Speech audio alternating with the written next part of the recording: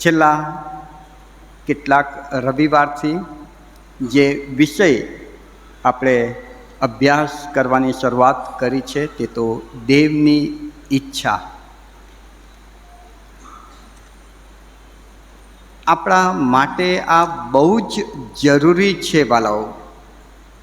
દરેક ખ્રિસ્તી વ્યક્તિ માટે આ બહુ જ જરૂરી એવો વિષય છે કે જે પ્રભુએ મને આ પૃથ્વી પર મોકલ્યા છે એ પ્રભુની મારા જીવન માટે શું ઈચ્છા છે એ જાણીએ.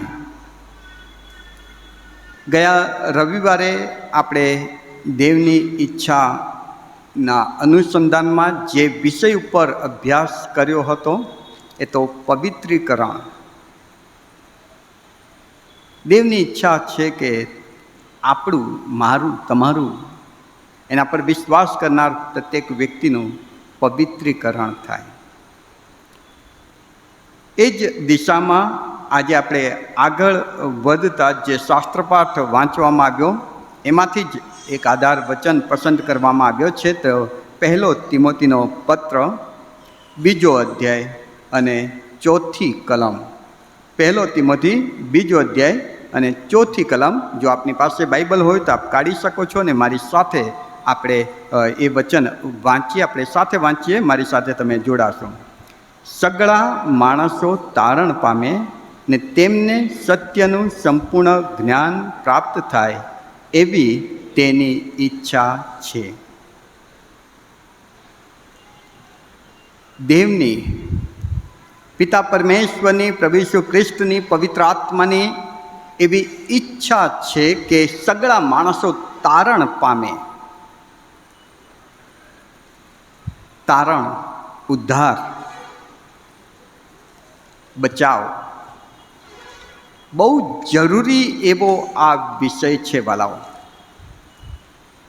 આ એટલો ગંભીર અને એટલો અગત્યનો વિષય છે કે જેના લીધે દેવ પોતે માનવ બનીને આ પૃથ્વી પર આવ્યા આ વિષયને સમજાવવા, માણસને સમજાવવા. અને માટે તમારા ને મારા માટે પણ બહુ અગત્યનો વિષય આ બની જાય છે. આ એક નાનો શબ્દ તારણ, ઉદ્ધાર, છુટકારો, બચાવ કે જેને સમજાવવા માટે દેવ પોતે પોતાનું સ્વર્ગીય રાજ્ય છોડીને એક નાની ગંદી ગભાણમાં જન્મ લે છે. એ પ્રભુ ઈસુ ખ્રિસ્તના જે વચનો છે એનો જો તમે થોડોક બીજા એંગલથી અભ્યાસ કરશો તો તમને ખ્યાલ આવશે. ઇવન આખા બાઇબલની વાત હું કરીશ. આખા બાઇબલમાં સ્વર્ગ વિશે જેટલું લખવામાં આવ્યું છે એટલું જ નર્ક વિશે લખવામાં આવ્યું છે. જેટલી સમજાવટ સ્વર્ગ માટે આપવામાં આવી છે એટલી જ નર્ક માટે પણ આપવામાં આવી છે. અને ઇવન પ્રભુ ઈસુ ખ્રિસ્તના જીવનનો જ્યારે તમે અભ્યાસ કરો છો ત્યારે પ્રભુ ઈસુ ખ્રિસ્તે તો વારંવાર પોતાના સાંભળનારાઓને નર્કથી સભાન કરવાનો પ્રયત્ન કર્યો છે. નર્ક, દોજખ બહુ ગંભીર આ બાબત છે. પ્રભુ ઈસુ ખ્રિસ્તે જુદા જુદા એંગલથી આ વિષયને સમજાવ્યો છે. નર્ક એક, માફ કરજો, ચાલુ રાખો. હા,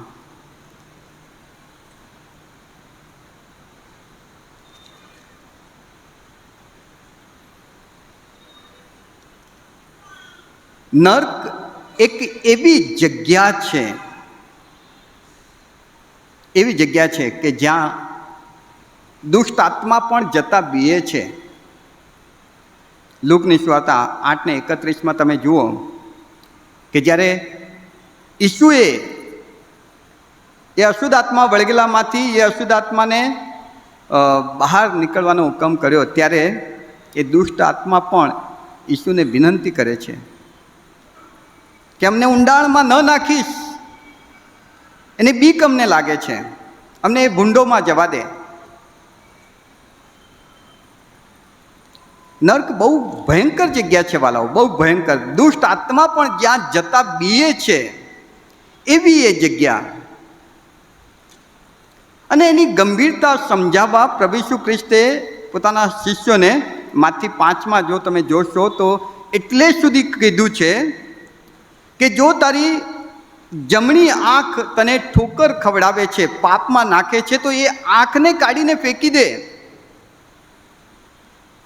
રખે નહીં, એ આંખના કારણે તારું આખું શરીર નર્કમાં નંખાય. એના કરતાં આંખ કાઢીને નાખી દે, કાણો થઈને સ્વર્ગમાં જજે, એ તારા માટે સારું છે. નર્ક એટલી ભયંકર જગ્યા છે કે તું 2 આંખે નર્કમાં જાય એના કરતાં કાણો થઈને સ્વર્ગમાં જાય એ તારા માટે સારું છે. જો તારો હાથ તને ઠોકર ખવડાવે, પાપમાં પાડતો હોય તો એ હાથને કાપીને નાખી દે. 2 હાથે તું સદે નર્કમાં જાય એના કરતાં એક હાથ વગર તું સ્વર્ગમાં જાય એ તારા માટે વધારે સારું છે. ઈસુ નર્કની ગંભીરતા સમજાવી રહ્યા છે. અને માટે પ્રભુ ઈસુ ખ્રિસ્તે વારંવાર પોતાના શિષ્યોને ભારપૂર્વક કહ્યું, તમે સાંકડા માર્ગમાં પ્રવેશ કરજો. સાંકડો માર્ગ કે જે ઓછા લોકો જાય છે, પહોળો માર્ગ જે છે એનો અંત નર્ક છે, તમે ત્યાં ન જતા. પ્રભુ ઈસુ પોતાના શિષ્યોને, સાંભળનારાને એમ કહે છે કે તમે સાંકડા માર્ગની પસંદગી કરજો.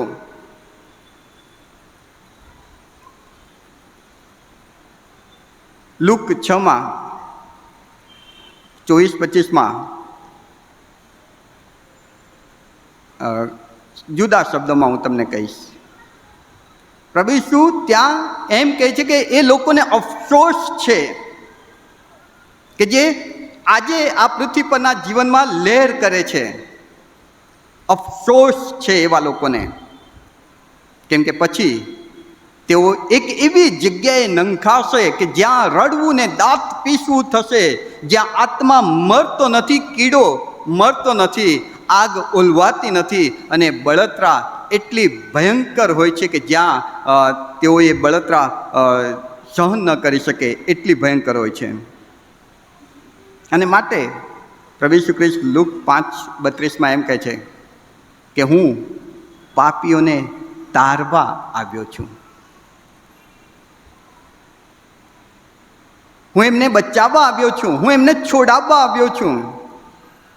મારી ઈચ્છા છે કે તમે એ પોળા રસ્તે ન જાઓ, કેમ કે આગળ જતા નર્ક મળશે. હું તમને છોડાવવા, પાછા લાવવા, પાછા વાળવા આવ્યો છું. મારી ઈચ્છા છે કે તમે 2 હાથે નર્કમાં જાઓ એના કરતાં 1 હાથ વગર સ્વર્ગમાં જાઓ, અને એ સમજાવવા હું આવ્યો છું. મારી ઈચ્છા છે કે જ્યાં અશુદ્ધ આત્મા પણ જતા બે છે એવી જગ્યાએ તમે મારા વહાલા દીકરા દીકરીઓ ન જાઓ. અને માટે વાલાઓ, લુકની સુવાર્તા 19:41માં ઈસુ જ્યારે એ યરુશલેમ શહેરની પાસે આવે છે ને, ત્યારે એને જોઈને રડી પડે છે. હો યરુશલેમ, યરુશલેમ, તારી કૃપા દ્રષ્ટિનો સમય તે જાણ્યો હોત તો કેવું સારું.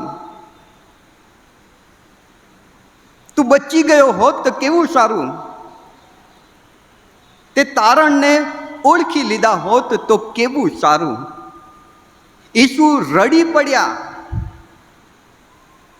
કોઈને નર્કમાં જતા જોઈને, કોઈને એ પહોળા રસ્તામાં ચાલતા જોઈને, કોઈને પૃથ્વી પરના સુખ સહેબીમાં લહેર કરતા જોઈને પ્રભુ ઈસુને દુઃખ થાય છે અને એમ કહે છે કે અફસોસ. અને માટે વાલાઓ, આ વિષય બહુ જ અગત્યનો બની જાય છે કે જે વિષય સમજાવવા બાઇબલનો અડધો ભાગ વપરાયો છે. જે વિષય સમજાવવા દેવ પોતે પૃથ્વી પર આવ્યા છે. જે વિષયને સમજાવવા ઈસુએ જુદી જુદી રીતે જુદા જુદા લોકોને વાત હંમેશા કરતા રહ્યા છે. તારણ, છુટકારો, ઉદ્ધાર બહુ જરૂરી છે. યુનાની શબ્દ મૂળ નવા કરારમાં તારણ માટે યુનાની શબ્દ વપરાયો છે, તે સોટેરિયા, છુટકારો, નુકસાન કે નાશથી બચાવ. શા માટે તારણ જોઈએ? માણસની અવસ્થા જે છે એ તમે વિચારો, એ અવસ્થા જે છે એને આ 7 પોઈન્ટ મૂકી દીધા છે. ઓકે, 7 પોઈન્ટ જે છે માણસની પાપી અવસ્થા, એના કારણે એને તારણની બહુ જરૂર છે. માણસ ખોવાયેલો છે, માણસ શિક્ષાને પાત્ર છે, માણસ શત્રુ બની બેઠો છે, માણસ પાપનો દાસ બની ગયો છે, માણસ મરણને યોગ્ય મરણ મુસારામાં, પાપનો મુસારો મરણ છે એ એને મળે, એને યોગ્ય કામ કર્યું છે. અને માટે તારણ, છુટકારો, બચાવ બહુ જરૂરી બની જાય છે. અને યુનાની શબ્દ જે છે એ સોટેરિયાનો મતલબ છુટકારો અથવા નુકસાનથી બચાવ થાય છે, જેને ગુજરાતીમાં આપણે તારણ, બચાવ, છુટકારો, ઉદ્ધાર, મોક્ષ, પુનઃસ્થાપના, અનંત જીવન પણ કહી શકીએ છીએ. શામાંથી બચાવ? કોનાથી બચાવ? શાનામાંથી છુટકારો? કોનાથી છુટકારો? કેટલાક પોઈન્ટ, 8 પોઈન્ટ મેં લખ્યા છે. નર્કની શિક્ષામાંથી, શ્રાપના, પાપ અને શ્રાપના અધિકારમાંથી, અપવિત્રતામાંથી, નિયમશાસ્ત્રના પાલનમાંથી, મરણ અને તેની બીકમાંથી, શેતાન અને અંધકારમાંથી, અવિશ્વાસમાંથી, અનંતકાલિક નાશમાંથી છુટકારાની જરૂર છે, બચાવની જરૂર છે, તારણની જરૂર છે. અને એના માટે એકમાત્ર રસ્તો કોઈ હોય તો યોહાન 3:5, યોહાન 3:5, દેવના રાજ્યમાં જવાનો એકમાત્ર રસ્તો, એકમાત્ર ઉપાય કે ઉકેલ, યોહાન 3:5.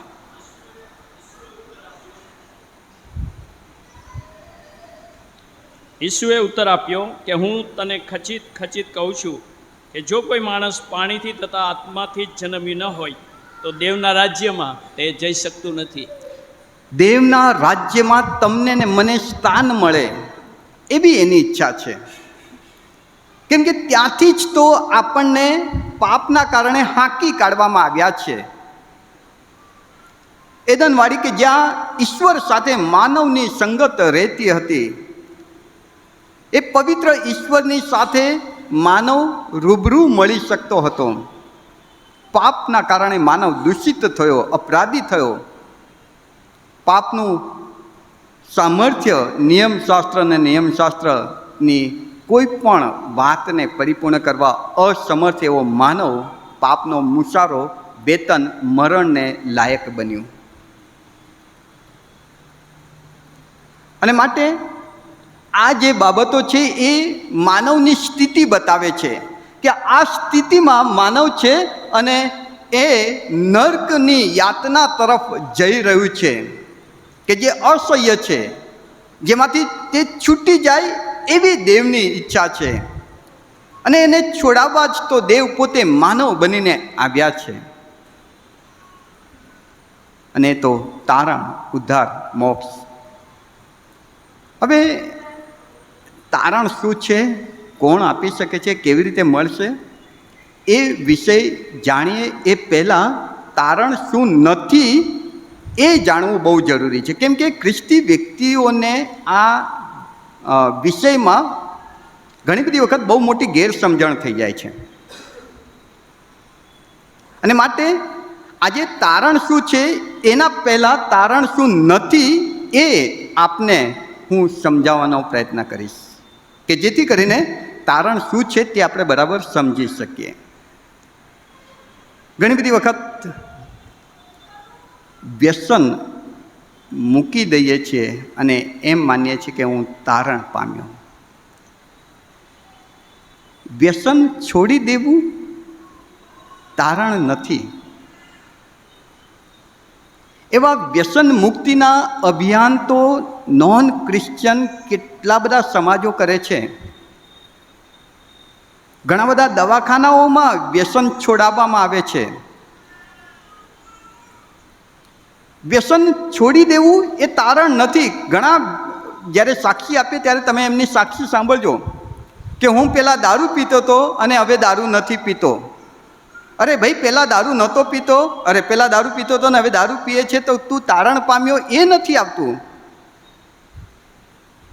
તારણ એ નથી. હા, વ્યસન છોડી દેવું સારી વાત છે. વ્યસન ખોટી છે, ખોટી બાબત છે, ખરાબ છે. અને એ હું શું કહે કે એનો કઠોર શબ્દમાં એ કરું છું. વ્યસન ના હોવું જોઈએ. પણ ખાલી વ્યસન છોડી દેવું એ તારણ નથી. અને એનો મતલબ હું એમ પણ નથી કહેવા માંગતો કે વ્યસન કરવું જોઈએ. વ્યસન નહીં કરો.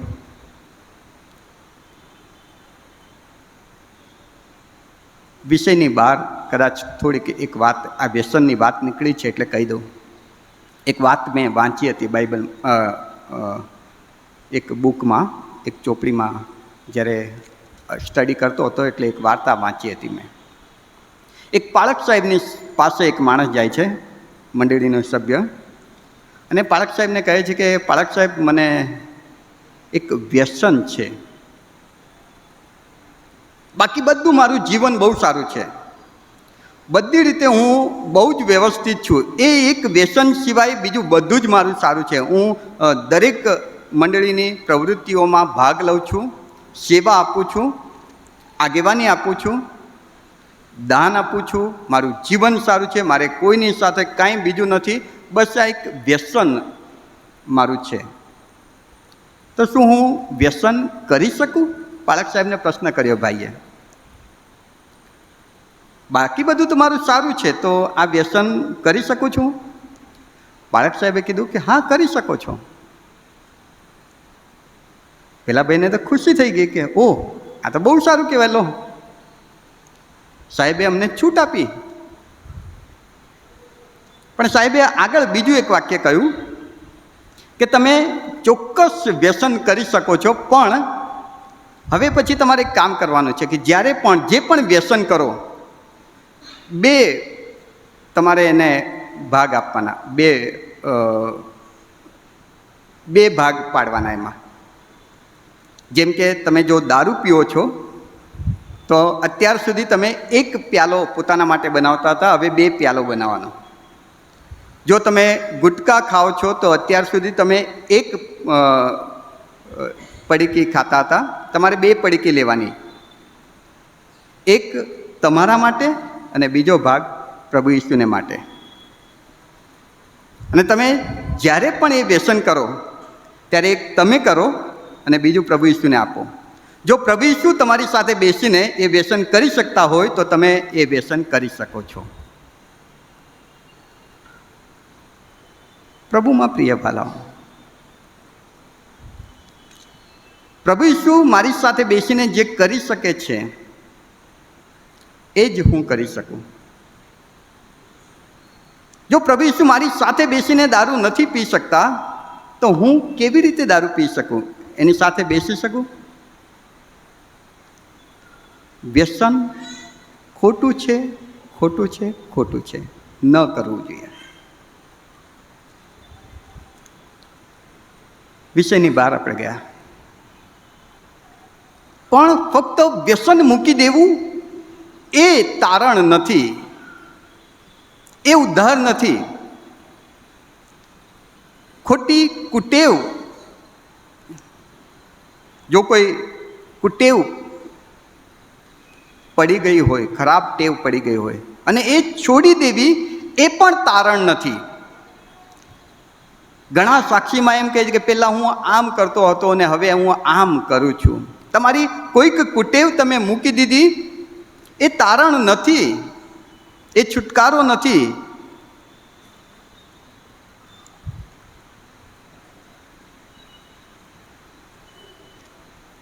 બાઇબલ વાંચન,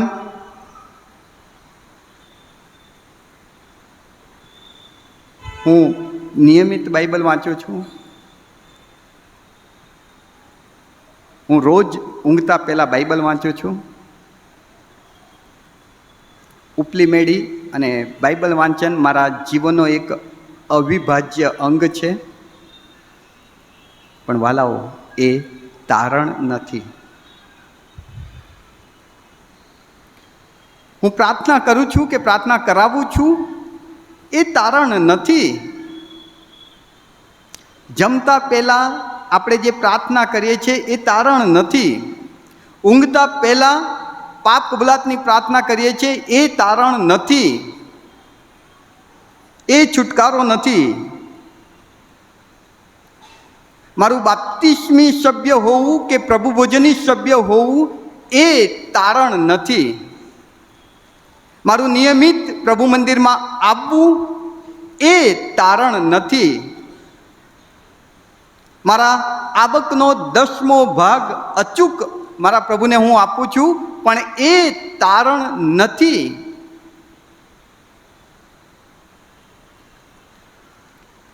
કેમ કે એવા કેટલાય છે કે જે પોતાની આવકનો 90% સેવા માટે આપી દે છે, પણ હજુ તેઓ ઈસુ ખ્રિસ્તને નથી ઓળખતા. એવા કેટલાય છે કે જેમણે બાપ્તિસ્મા લીધું છે, પણ મંડળીની સંગતથી, પ્રભુની સંગતથી, પ્રભુની હાજરીને અનુભવથી બહુ દૂર છે. ઘણા એવા છે કે પ્રભુ ભોજની સભ્ય બની ગયા છે ને જ્યારે બનવાનું હોય ત્યારે જ દેવળમાં આવે ને પછી તો એવા ગાયબ થઈ જાય કે જાણે કે રેપ્ચર થઈ ગયું હોય.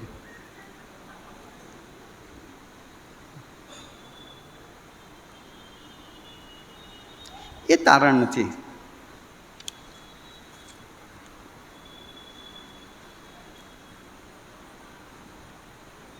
બાઇબલ વાંચન કે બાઇબલનો અભ્યાસ, બાઇબલનું જ્ઞાન, બાઇબલની ઊંડી સમજ આપણને હોય એ તારણ નથી. તમારા ને મારા કરતાં તો શેતાન વધારે બાઇબલ જાણે છે વાલાઓ.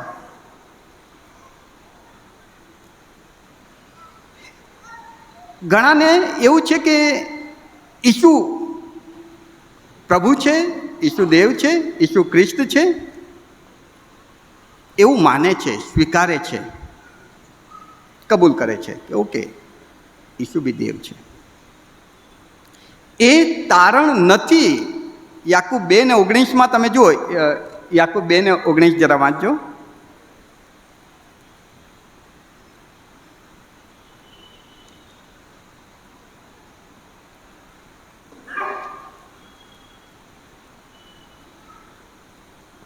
તું વિશ્વાસ કરે છે કે દેવ એક છે, તો તું સારું કરે છે. ભૂતો પણ વિશ્વાસ કરે છે. ભૂતો પણ વિશ્વાસ કરે છે. તું વિશ્વાસ કરે છે કે દેવ છે, સારું કરે છે. તું માને છે કે ઈસુ દેવ છે, સારું કરે છે. અરે નોન ક્રિશ્ચિયન લોકો પણ એ માને છે કે ખ્રિસ્તીઓનો ભગવાન ઈસુ દેવ છે. ગાંધીજી પણ બાઇબલ વાંચતા હતા. એવા કેટલાય નોન ક્રિશ્ચિયન વ્યક્તિઓ તમને મળશે કે જે કોન્વેન્ટ સ્કૂલમાં ભણ્યા હોય કે આપણી આઈપી મિશન સ્કૂલમાં ભણ્યા હોય તો એમને ઓ આકાશમાનાની પ્રાર્થના મોડે હોય, પણ શું તેઓ તારણ પામેલા છે? પ્રાર્થના આવડવી એ તારણની નિશાની છે?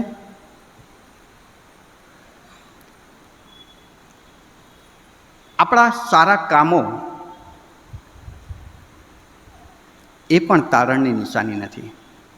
કેમ કે યશાયા 64:5મી કલમથી 7મી કલમ સુધી તમે જોશો તો ત્યાં વચન એમ કહે છે કે તમારા સારા કામો તો મેલા લુગડા જેવા છે.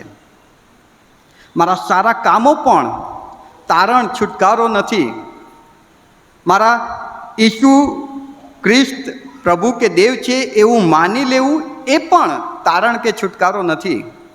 મારું વ્યસન છોડી દેવું એ પણ તારણ કે છુટકારો નથી. મારું રોજ બાઇબલ વાંચવું એ પણ તારણ કે છુટકારો નથી. મારી પ્રાર્થના જે હું કરું છું કે ઈસુ બાપ મમ આપ્યું, આભાર, આમેન, આ તારણ નથી. કે રોજ સાંજે ઊંઘતા પહેલાં પ્રભુ મેં આજે જે કંઈ કર્યું હોય મને માફ કરજે, આ તારણ નથી. તો તારણ શું છે? ઉદ્ધાર શું છે?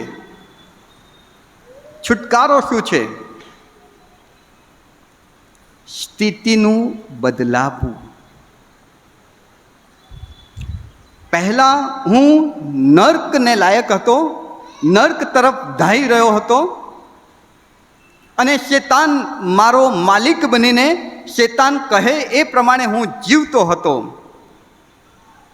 પણ જ્યારે મારું તારણ થાય છે, મારો છુટકારો થાય છે, મારો ઉદ્ધાર થાય છે, ત્યારે મારી આખી સ્થિતિ બદલાય છે, મારો માલિક બદલાય છે, મારો રસ્તો બદલાય છે, મારા જીવનનું પરિણામ બદલાય છે. પાપની અસરમાંથી છુટકારો એ તારણ છે. યશાયા 64 5-7 વચન વાંચો. યશાયા 64 5-7. જે હોંશથી ધાર્મિકપણાએ વર્તે છે તેને, તથા જેઓ તારા માર્ગોમાં રહીને તારું સ્મરણ કરે છે તેઓને તું મળે છે. જો તું કોપાયમાન થયો હતો, કેમ કે અમે તો પાપ કર્યું, તે પાપ કરવામાં અમે લાંબી મુદતથી પડ્યા છીએ, એમ છતાં શું અમે તારણ પામીશું? અમે સર્વ અશુદ્ધ જેવા થયા છીએ, અમારા સર્વ પુણ્ય કર્મ મેલા લુગડાના જેવા છે.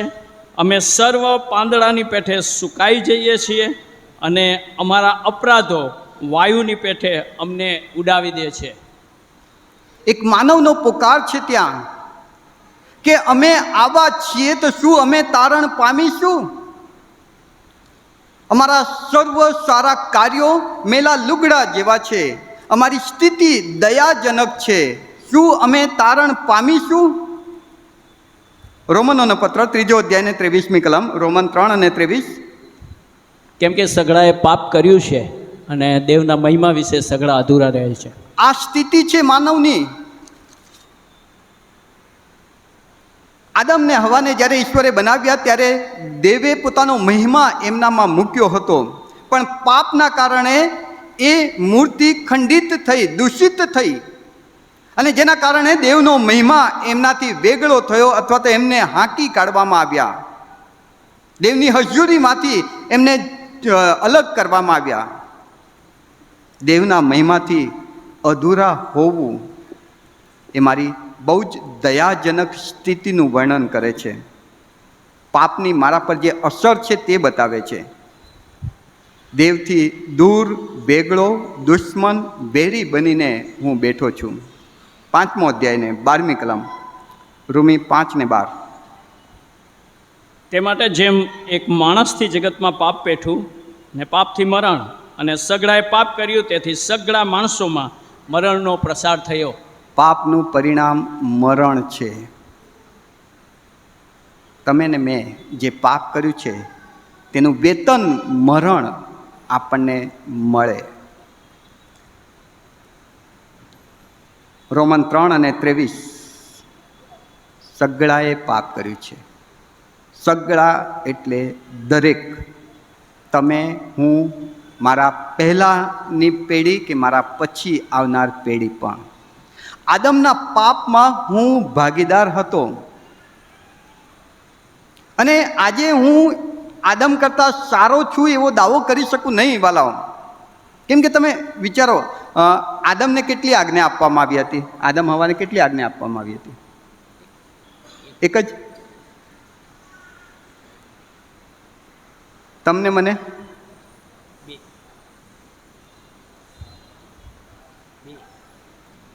જો એ એક આજ્ઞા તોડવાથી આદમ પાપી થયો, તો આપણને તો કેટલી બધી આજ્ઞા આપવામાં આવી છે. લખ્યું છે કે તું ચોરી ન કર, અને હું ચોરી નથી કરતો પણ હું જૂઠું બોલું છું. તો 10મી આજ્ઞા, 10 આજ્ઞામાં એ પણ છે કે તું જૂઠું બોલે છે તો પાપ કરે છે. નિયમ શાસ્ત્રમાં જે આજ્ઞાઓ છે, આદમે તો એક જ આજ્ઞા આપી હતી, અને એ તોડીને એ પાપી બન્યો. ત્યારે આપણા માટે તો કેટલા બધા નિયમો છે. દરેક પળે વારંવાર આપણે નિયમો તોડીને ગુનેગાર બનીએ છીએ. અને માટે આપણે એમ કહી શકીએ નહીં કે આદમ કરતાં હું સારો છું, આદમની જગ્યાએ હું હોત તો એ પાપ ન કરત. આપણે આજે પણ ગુનેગાર છીએ. લુકની સુવાર્તા 18મા અધ્યાયમાં 9મી કલમથી કેટલાક લોકો પોતાના વિશે અભિમાન કરતા હતા.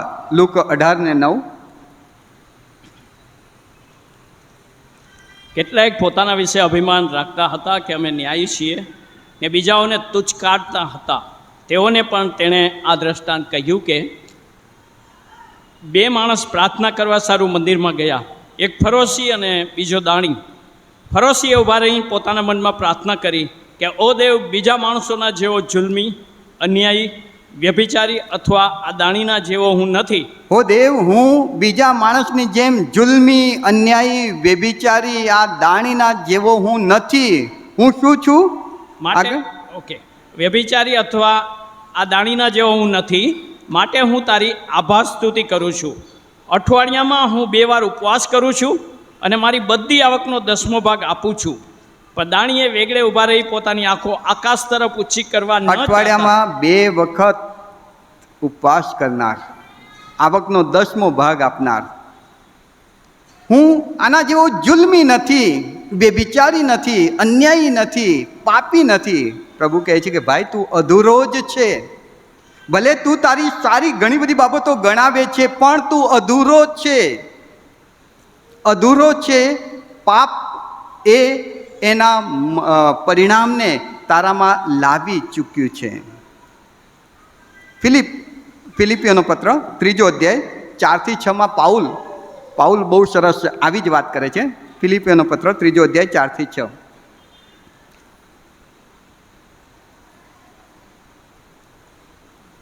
તો પણ દેહ પર ભરોસો રાખવાનું મારે પણ કારણ છે. જો બીજો કોઈ ધારે કે તેને દેહ પર ભરોસો રાખવાનું કારણ છે, તો મને તેના કરતાં વિશેષ છે. 8મે દહાડે સુન્નત પામેલો. પાઉલ અહીં શું કહે છે? બરાબર સાંભળજો.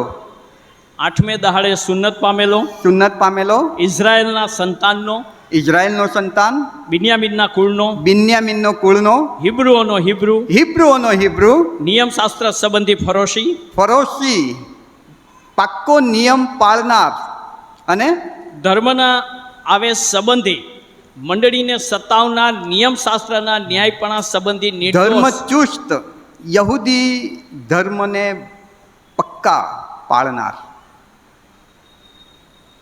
નિયમશાસ્ત્રને પાઉલ કહે છે કે નિયમશાસ્ત્ર લાવો અને નિયમશાસ્ત્ર ખોલીને જુઓ તમે. એમાં લખેલી બધી બાબતો હું પૂર્ણ કરું છું, કાળજી રાખું છું.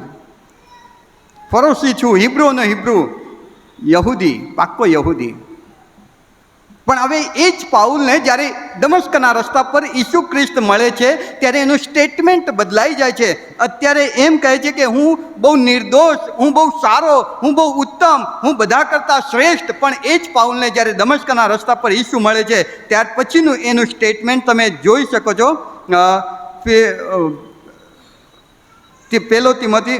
ફિલિપિયોનો પત્ર 3જો અધ્યાય 4થી 6. માફ કરજો, 1 તિમોથી 1:15. 1 તિમોથી 1:15. 1:15. આ વાત વિશ્વસનીય તથા સંપૂર્ણ અંગીકાર કરવા યોગ્ય છે કે ખ્રિસ્ત ઈસુ પાપીઓને તારવાને સારું જગતમાં આવ્યો, એવા પાપીઓમાં હું મુખ્ય છું. એવા પાપીઓમાં હું મુખ્ય પાપી છું. પાઉલનું સ્ટેટમેન્ટ પણ બદલાઈ જાય છે. હું સારું, મારું બધું જ સારું એવું કહેનાર પાઉલ જ્યારે ઈસુ ખ્રિસ્તને મળે છે ત્યારે એમ કહે છે કે હા પ્રભુ, આ પાપીઓમાં હું મુખ્ય પાપી છું. હું વધારે ગુનેગાર છું. હું ભયંકર પાપી વ્યક્તિ છું. પ્રભુમાં પ્રિયવાલાઓ, પ્રભુ ઈસુ ખ્રિસ્તના પ્રકાશમાં જ્યારે તમે ને હું આપણી જાતને જોઈશું ને ત્યારે ખબર પડશે કે આપણી સ્થિતિ કેવી છે. અને જો એ સ્થિતિથી તમે સભાન બનો ને તો જ તમને ખબર પડશે કે મને તારણની જરૂર છે, મને ઉદ્ધારની જરૂર છે. જ્યાં સુધી હું ફક્ત મારી જાતને મારા પડોશીની સાથે સરખાવીશ તો મને એમ લાગશે કે હું સારો છું. પણ જ્યારે ઈસુ ખ્રિસ્તની દ્રષ્ટિથી હું મારી જાતને જોઈશ ત્યારે પાઉલની જેમ હું કબૂલ કરીશ કે પાપીઓમાં હું મુખ્ય પાપી છું, મને પહેલાં તારણની જરૂર છે, મને છુટકારાની જરૂર છે. હે પ્રભુ, હું મુખ્ય પાપી છું, તું મને બચાવ.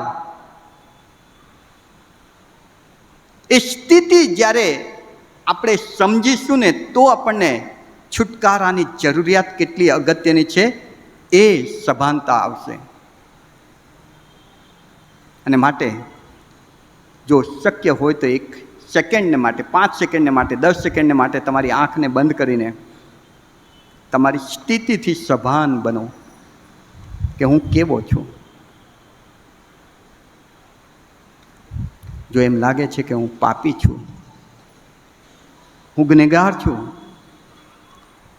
હું મોત તરફ જઈ રહ્યો છું ને નર્ક મારી સામે છે, જો આજે ઈસુ આવે ને ન્યાય કરે તો મને નર્કમાં નાખી દેવામાં આવશે, એ તમને અહેસાસ થઈ રહ્યો છે, તો વહાલાઓ આજે પવિત્ર આત્મા તમને કહી રહ્યો છે કે તમારા માટે છુટકારાનો માર્ગ, તમારા માટે તારણનો માર્ગ, તમારા માટે ઉદ્ધાર કરનાર એ તમારી નજીક જ છે, બારણું ખખડાવી રહ્યા છે. તારણ સ્થિતિ બદલે છે. હું આ સ્થિતિમાં છું, દયાજનક સ્થિતિ, બહુ કરુણ સ્થિતિમાં છું, પણ જ્યારે તારણ મેળવું છું ત્યારે મારી સ્થિતિ બદલાય છે. તમે જુઓ તારણ યોહાન 1 અને 12, તારણ મારી સ્થિતિને બદલે છે. યોહાન 1 અને 12 મને દેવના બાળક બનાવે છે. 1:1 પાપની માફી, નવું જીવન, દેવની સાથેનો સંબંધ પુનઃસ્થાપિત થાય છે, નાશથી બચાવ થાય છે, દેવમાં જે અનંત જીવન છે તેના વારસદાર આપણે બનીએ છીએ. આવા દો, બધા જ કરી. ઓકે, આ સ્થિતિ, તારણ આ સ્થિતિમાં તમને મૂકે છે. જો તમે આ સ્થિતિમાં નથી તો વાલાઓ, તમને ને મને તારણની જરૂર છે. દેવનું બાળક નથી બન્યો, પાપની માફી નથી મળી, નવું જીવન મને નથી મળ્યું, દેવ સાથે સમાધાન હજુ નથી થયો, દેવ સાથે મારો મિલાપ હજુ નથી થયો, તો મને તારણની જરૂર છે. કોણ તારણ આપી શકે? ક્યાંથી તારણ મળે? કોણ આપી શકે ને ક્યાંથી મળે? આ બહુ જાણવાનો વિષય છે વાળા. કેમ કે લોકો તારણ મેળવવા માટે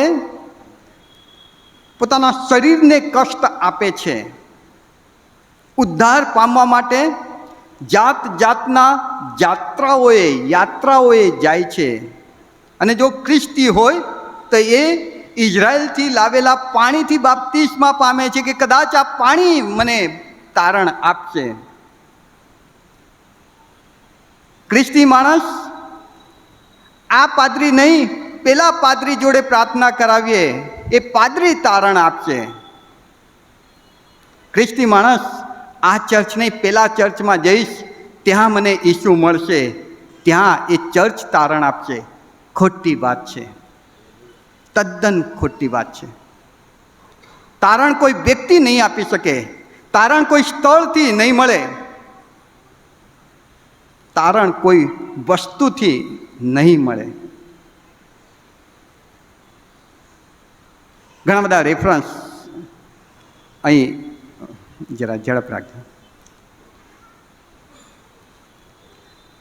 ઘણા બધા રેફરન્સ અહીં મૂક્યા છે, હું બધા જ નહીં વાંચીશ સમયના અભાવે.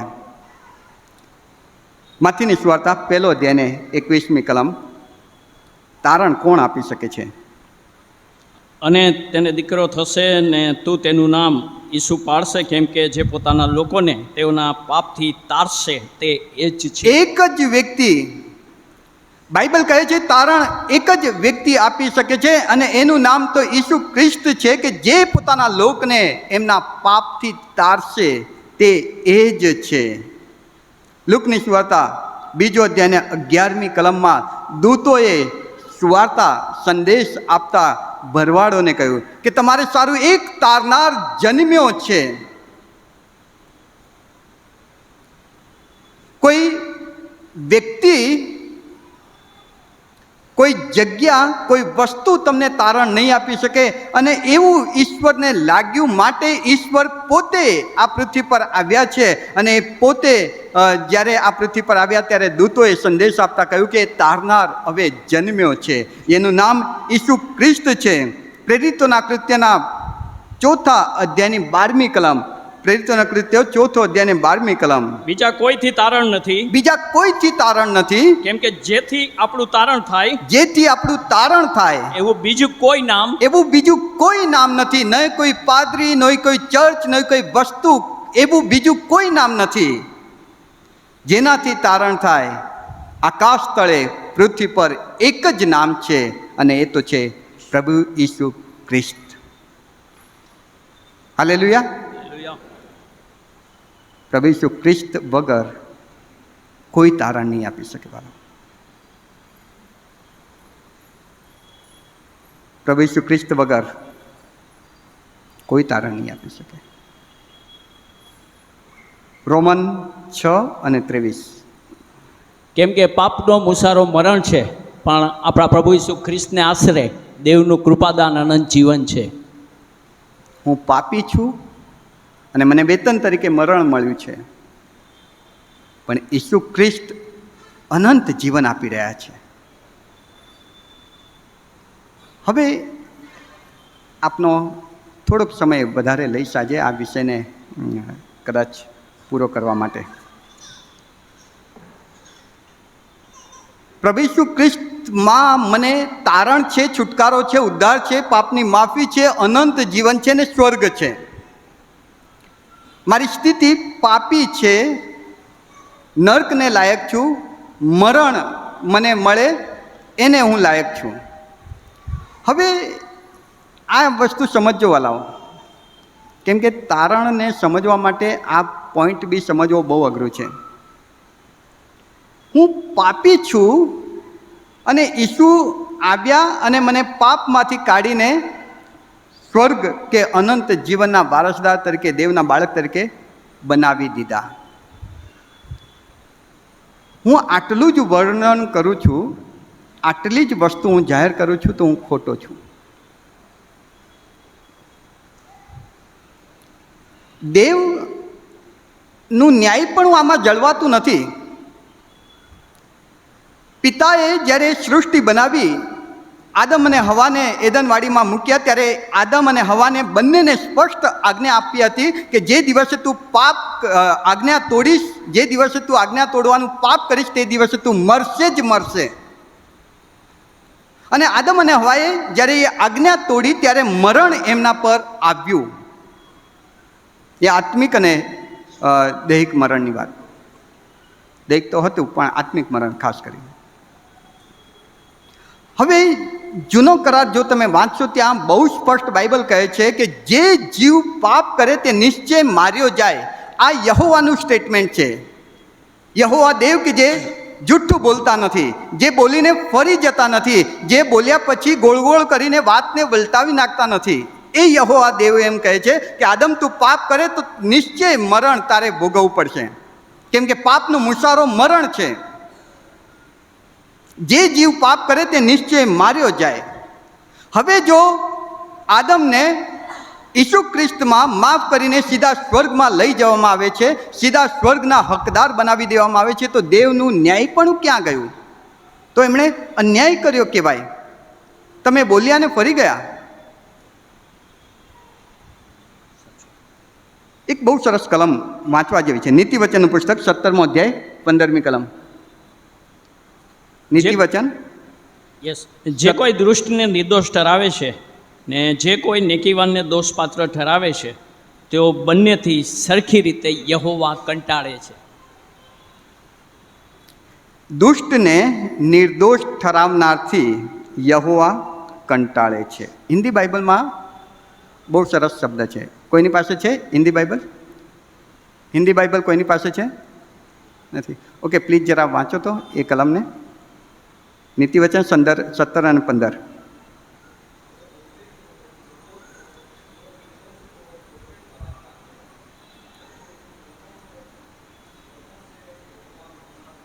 ધૃણા કરતા હૈ, યહોવા ધૃણા કરતા હૈ. જે દોષિતને નિર્દોષ ઠરાવી દે એનાથી યહોવા ધૃણા, નફરત કરે છે. અને જો ઈસુ ખ્રિસ્ત એક પાપી માનવને નિર્દોષ ઠરાવી દે છે તો ઈસુ ખ્રિસ્તથી યહોવા નફરત કરે. ઈસુ ખ્રિસ્ત અન્યાયી ઠરી જાય.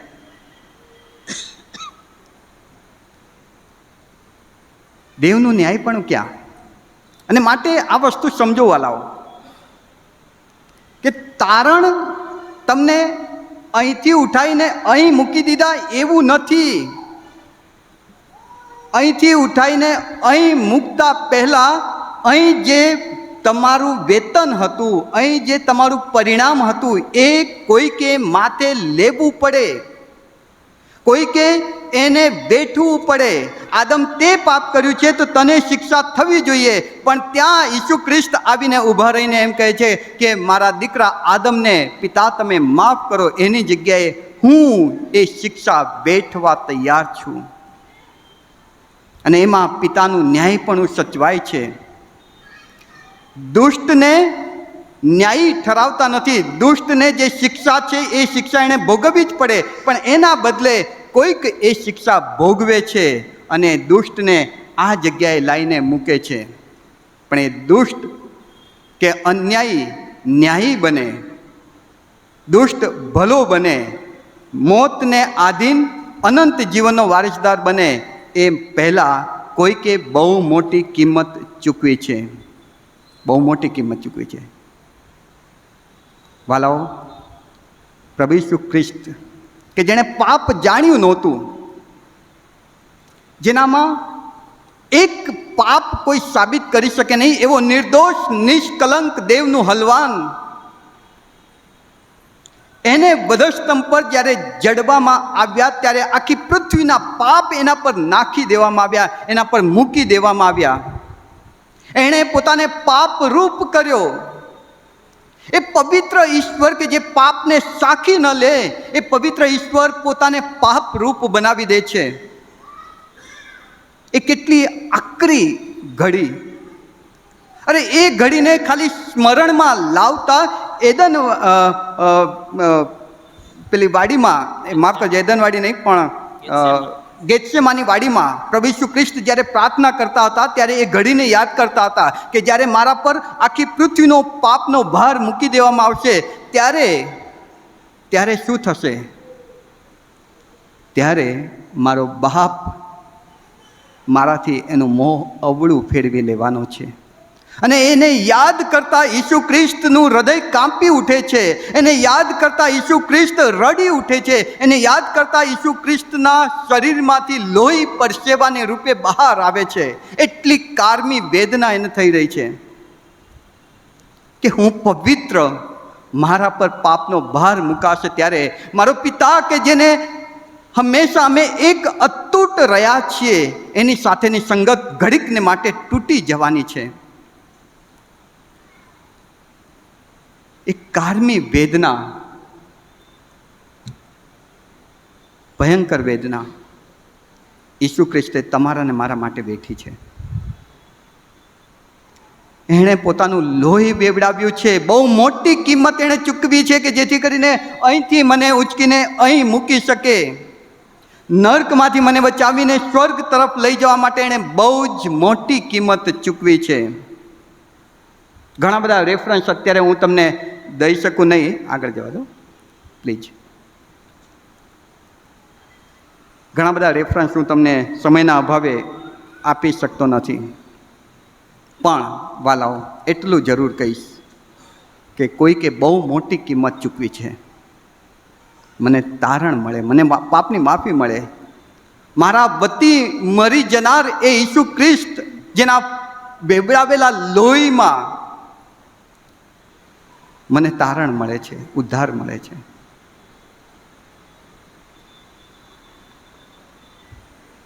મારે તો ફક્ત વિશ્વાસ કરવાનો છે. મારે એના માટે કોઈ મહેનત કરવાની જરૂર નથી, મારે એના માટે બહુ બધા રૂપિયા ખર્ચવાની જરૂર નથી, મારા એના માટે આ ચર્ચને પેલા ચર્ચે ફરવાની જરૂર નથી, મારે એના માટે આ પાદરીને પેલો પાદરી કરવાની જરૂર નથી, મારે એના માટે આખું બાઇબલ વારંવાર વાંચવાની જરૂર નથી. મારે તો ફક્ત વિશ્વાસ કરવાનો છે કે હે ઈસુ ખ્રિસ્ત, મારે જે ભોગવવાનું હતું એ તમે વધસ્તંભ પર ભોગવી લીધું છે, અને તારી કૃપાથી તારા પર મેં જે વિશ્વાસ મૂક્યો છે એનાથી મને તારણ પ્રાપ્ત થાય છે, છુટકારો મળે છે. ઈસુ ખ્રિસ્તે મારા પાપનો ભાર પોતાના પર લઈ લીધો છે, અને પાપની અસરમાંથી, શેતાની ગુલામીમાંથી, નર્કની યાતનામાંથી મને છોડાવી લેવામાં આવ્યો છે. કૃપાથી વિશ્વાસ દ્વારા તારણ, છુટકારો, પાપની માફી છે, અને એ આજે પણ ઉપલબ્ધ છે વાલાઓ. જો નથી મળ્યું, આજે લઈ શકો છો. પ્રાર્થનામાં અમે પ્રાર્થના કરીએ. પરમ પવિત્ર ઈશ્વર, અમે તમારો આભાર માનીએ છીએ તમારા અદ્ભુત પવિત્ર વચનને માટે. તારણ કે જેની અમને બહુ જ જરૂર છે પ્રભુજી, અમારા માટે તમે ઉપલબ્ધ બનાવ્યું છે. તમારા પર વિશ્વાસ કરવા તમે અમને સહાય કરો. તમારી કૃપાથી, અમે એને લાયક નથી, પણ તમારી કૃપાથી તે અમને પ્રાપ્ત થાય છે. તમારા પર વિશ્વાસ કરવા અમને સહાય કરો. તમે અમારા માટે બધું જ વેઠી લીધું છે, અમને છુટકારો આપ્યો છે. તમારા પર વિશ્વાસ કરવા અમને સહાય કરો. હવે અમે તમારા બાળકો બન્યા છીએ, અને હવે અમારે તમને ગમે એવું જીવન જીવવું છે. તમારા પર વિશ્વાસ કરવા અમને સહાય કરો. પ્રભુ ઈસુના નામમાં માગું છું. આમેન.